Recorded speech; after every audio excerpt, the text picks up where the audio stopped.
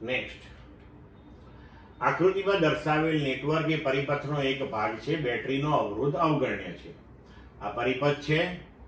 કોઈ એક ક્ષણે પ્રવાહ I બરાબર 2 એમ્પિયર હોય અને તે 10⁵ એમ્પિયર પર સેકન્ડના દરથી ઘટતો હોય તો B અને A બિંદુઓ વચ્ચે વિદ્યુત સ્થિતિમાનનો તફાવત કેટલો હશે?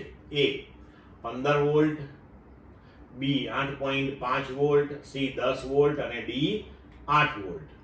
હવે કરંટ આપ્યો છે આપણને 2 એમ્પિયર, di/dt પ્રવાહના ઘટાડાનો દર 10⁻² એમ્પિયર પર સેકન્ડ એ ઘટે છે એટલે આપણે ઋણ લીધો.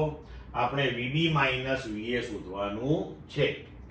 તો કિર્ચોફના બીજા નિયમ અનુસાર જો આપણે એ બિંદુએથી શરૂ કરીએ તો એ બિંદુનું સ્થિતિમાન VA, પ્રવાહની દિશામાં આગળ જઈએ તો અવરોધના બે છેડા વચ્ચેનું વિદ્યુત સ્થિતિમાનનો તફાવત IR અને પ્રવાહની દિશામાં જઈએ એટલે ઋણ તો માઇનસ IR.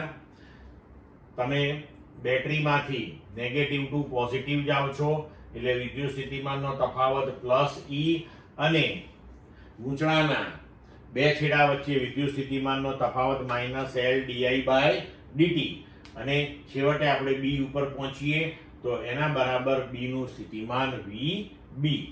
હવે આપણે VA minus I2 R2 plus 12 વોલ્ટની battery minus L 5 milli henry એટલે 5 ગુણ્યા 10⁻³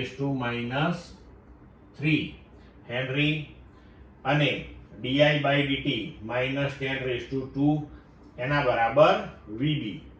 તો હવે આને આપણે ઉકેલીશું તો આપણને જવાબ મળશે VA + 8 + 0.5 બરાબર VB.